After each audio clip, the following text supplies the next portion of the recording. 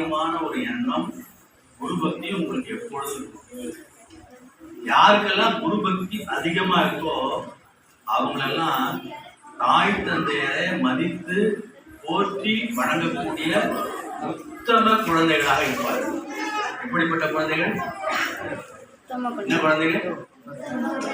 உறக்க சொல்லுங்க. உத்தமர்கள், உத்தம குழந்தைகள் அப்படின்னா உத்தமன் அப்படின்னா உன்னதமானவன், உயர்ந்தவன், நல்ல பண்புள்ளவன், நல்ல குணங்களுக்கு ஆளானவன். ரெண்டு பார், ஆளானவள், ஆளானவன். அப்படி உத்தம குழந்தைகளா நீங்கள் எல்லாம் இருப்பீங்க. ஒரு ஊர்ல ஒரு அரசர் இருந்தார். அவருக்கு திடீர்னு காலம் ஆயிட்டார். இந்த காலத்துல என்ன பண்ணுவாங்க, ராஜாக்கள் இறந்துட்டா அவருடைய மகனை அடுத்த அரசராக்குவாங்க. அவருக்கு வாரிசு இல்லை. அதனால ஊர்ல ஒரு தண்டோரம் போட்டார். யார் இந்த நாட்டுல பராக்கிரமசாலியா அந்தி பலம் மிக்கவனா யார் இருக்கீங்களோ அவங்க கோட்டைக்கு வந்து, கோட்டை கதவுகள் சாத்தி இருக்கும், அதை இரு கரங்களால திறந்துடணும். அப்படி திறந்தவங்கள நம்ம பட்டத்து யானை, இந்த யானையின் மூலம் மாலை சூட்டி அவர்களை அரசராக்கி விடுவோம் அப்படின்னு தலைமை அமைச்சர் அறிவிக்கிறார். அப்படி திறக்கலன்னா அந்த இளைஞனுடைய 2 கரங்களையும் கைகளையும் இதோட வெட்டிடுவோம், இது அரச கட்டளை அப்படின்னு ஒரு தண்டனை போறாங்க. ஊர்ல எல்லாரும் கேட்கிறாங்க. இப்பெல்லாம் போருக்கு போறோம் இல்லையா, இப்பெல்லாம் எப்படி சொல்லுவாங்க, இளைஞர்கள் எல்லாம் ஆளையர்கள் சொல்லுவாங்க. அப்படின்னா வலிமை மிக்கவர்கள் அப்படின்னு சொல்லுவாங்க. இந்த நாட்டிற்கு இந்த மாதிரி ஒரு அறிவிப்பு ஆணை வந்த உடனே எல்லா அப்பா அம்மாவும் பிள்ளைகள் எல்லாம் பராக்கிரமசாலியா இருக்கிறான், போர்படை தலைவனா இருக்கிறான், போர் வீரனா இருக்கிறான், மாவீரனா இருக்கிறான்.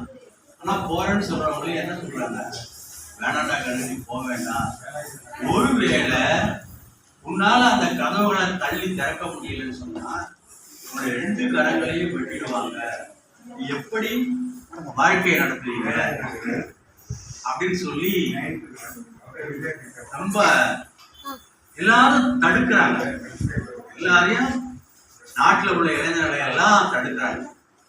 ஆனா ஒரு இளைஞர் மட்டும் வந்து, நான் கண்டிப்பாக போய் அந்த கோட்டை கதவுகளை திறப்பேன், திறந்து இந்த நாட்டினுடைய மானத்தை காப்பேன். அப்படின்னா என்னுடைய கரங்களை சேதம் செய்தாலும் பரவாயில்லை, நானே என்னை சிரச்சேதம் செய்து கொண்டு நான் மடிந்து போவேன் அப்படின்னு சொல்லிட்டு ஒரு ஆண் மகன் போறான். போன உடனே எல்லாம் ஊர் மக்கள் எல்லாம் திரண்டு வந்திருக்கிறாங்க. போன உடனே இது மாதிரி பெரிய அரண்மனை கதவு எடுத்துருக்கிறாங்க. தஞ்சை பெரிய கோயில் கதவு, நம்ம நெருங்குட சோழன் கோயில் கதவுலாம் பார்த்தா ஒரு 12 அடி உயரம், 18 அடி உயரம், பெரிய மரப்பலகை. அவன் வந்து பலத்த இறைவனை முன்னாடி வழிபட்டு அப்படியே வந்து கதவை திறக்கிறதுக்கு முயற்சி பண்ணி கையை தள்ளுறாங்க. தள்ளின உடனே கதவு திறந்து. என்ன விஷயம்னா அந்த கதவை யாரும் தாழ் போடணும். துணிந்து எந்த ஒரு இளைஞன் தன்னம்பிக்கையோட இந்த நாட்டில் முன்வரான் அப்படின்னு பார்க்கறதுக்காக அந்த தலைமை அமைச்சர் அப்படி ஒரு விளம்பரத்தை செய்தார்.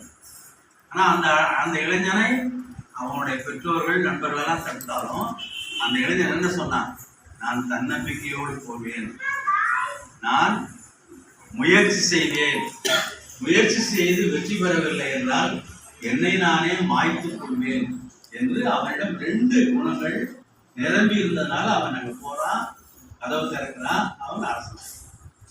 இந்த கதையிலிருந்து நாம் என்ன தெரிந்து கொள்றோம் அப்படின்னா, எந்த ஒரு செயலையும் முதல்ல வேண்டியது தன்னம்பிக்கை, 2வது வேண்டியது முயற்சி. தன்னம்பிக்கை வேணும், முயற்சி வேணும். குரு உங்களுக்கு பாட்டு பரதம் சொல்லிவிட்டார். பாட்டுல என்னென்ன அங்க புதிந்து இருக்கிறது, இசை புதிந்து இருக்கிறது, ராகம் இருக்கிறது, தாளம் இருக்கிறது, அபிநயம் இருக்கிறது. அபிநயம்னா என்ன, அந்த இசை தாளம் அந்த பாட்டுக்கு ஏற்றவாறு உடல் அங்க அசைவுகளை நாம செய்வது அபிநயம். அபிநயம் படிக்கிறது என்ன? கைகளை காட்டுறது. தாமரை போடுறதுன்னு அப்படி காட்டுவோம்ல, வரவேற்றது அப்படி காட்டுவோம்ல, அது மாதிரி இந்த 4-5 கலைகளும் நிறைய இருக்கு. இன்னும் எனக்கு தெரிஞ்சது சொல்றேன். இது எல்லாம் நிரம்பினாதான் அங்க போய் உங்களால அந்த பாட்டை பரதத்தை கற்றுக்கொள்ள முடியும். முதல்ல பாடுனா அந்த பாட்டை நாம உள்வாங்கணும். இப்ப எத்தனை பேர் பள்ளி குழந்தைகள் இருக்கீங்க? எனக்காக தயவு செய்து கை உயர்த்தணும். எனக்காக கை உயர்த்தணும். கை உயர்த்துக்கு போகும் பள்ளி குழந்தைகள். கை தூக்குங்க, நீங்களே ஸ்கூல் தானே. சரி, கை கீழே. உங்க பள்ளியில தினம் காலையில தமிழ்தாய் வாழ்த்து பாடுறாங்களா? அங்க இது மாதிரி நீங்க பாடுவீங்களா? நீங்க இப்ப இங்க கத்துக்கிட்டு இருக்கீங்க. அந்த பள்ளியில போய் உங்க வகுப்பு பள்ளியில, உங்க பள்ளியில இருக்கக்கூடிய வகுப்பறையில இருக்கிற தோழிகள்கிட்ட அல்லது ஆசிரியர்கிட்ட சொல்லி, நான் பிபிஎஸ் கலைக்கூடத்துல நான் பயிற்சி எடுத்துக்கிறேன், கத்துக்கிறேன். அங்கே எங்களுடைய குருநாதர் யாரு? குருநாதர். நான் என்ன பேர் சொல்றேன்? எங்க குருநாதர் தமிழ்தாய் வாழ்த்த அந்த ராகத்துல, இந்த ராக பேர் எனக்கு மறந்துச்சு. என்ன ராகம் அது? என்ன ராகம்? மோகன ராகம். இதுதான் போட்டு வாங்குறது. மறந்துச்சு அப்படின்னு சொன்னாதான் நீங்க உங்களுக்கு தெரியுதான் தெரிஞ்சு எனக்கு சொல்லி கொடுப்பாங்கல்ல, உங்களுக்கு தெரியுதானே உடனே கேளுங்கன்னு சொல்லிட்டேன். இந்த மோகன ராகத்துல நான் பாடுறேன். எங்க டீச்சர் எப்படி சொல்லணும்? மோகன ராகத்துல பாடுறேன். ஒரு நாளைக்கு மைக்ல நீங்க பாடி காட்டணும். உங்களுடைய இணை தோழிகள், ஏதாவது இணைப்பிரிய தோழிகள் இருப்பாங்கல்ல, அவங்கள சேர்த்துக்கிட்டு நீங்க இதை பின்பற்றுவீங்களா? பின்பற்றினால் இந்த பிபிஎஸ் கலைக்கூடத்திற்கு ஒரு பெரிய அங்கீகாரம் கிடைக்கும். எங்க இருந்து ஆரம்பிக்கலாம்? தமிழ்தாய் வாழ்க்கையில இருந்து ஆரம்பிக்கலாமா? நம்ம இங்க கத்துக்கிட்டோம், ஏதோ ஒரு அரங்கேற்றம் பண்ணணும், எனக்கு நாட்டியம் தெரியும், எனக்கு சான்றிதழ் கொடுப்பாங்க அப்படின்னு சொல்றதை விட இந்த மோகனராக தமிழ்தாய் வாழ்த்து பாடல நாம பள்ளியில இருந்து ஆரம்பிக்கலாமா? ஆரம்பிக்கலாமா? தலையில சத்தமா பேசணும். ஆரம்பிக்கலாமா?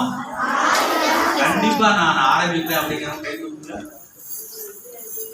இதுதான் ரொம்ப மகிழ்ச்சி. இதுதான் பிபிஎஸ் கலைக்கூடத்தினுடைய வெற்றி.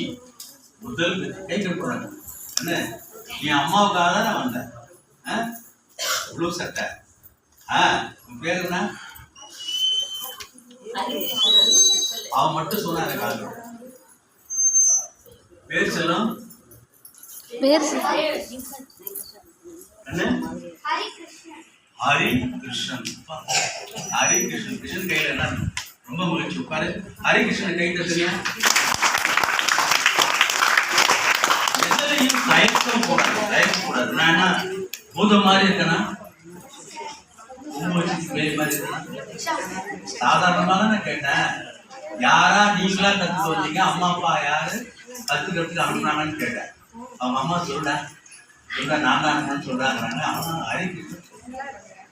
உன் பேர்ல இருக்க கிருஷ்ணன் இருக்காருல்ல, அவர் என்ன வாத்தியம் வச்சிருப்பாரு கையில? உடலோசைக்கு அந்த காலடைகளை எல்லாம் மயங்கி வந்து நிற்குமா. இப்ப இசை பொருள்ல எதற்கும் முழுக மாட்டார்கள். உங்க வாழ்க்கையில இன்னைக்கு 2 விஷயத்தை நீங்க எடுத்துக்கணும். ஒண்ணு ஆங்கிலத்துல செல்ஃப் கான்பிடன்ஸ், தன்னம்பிக்கை. இன்னொன்னு முயற்சி, எஃபர்ட்ஸ். முயற்சி போடணும், அப்பதான் அவ்வை பாட்டி இருந்தாங்க. அவை கேள்வி நம் கேள்வி அவிதில் சொல் கேள்வி.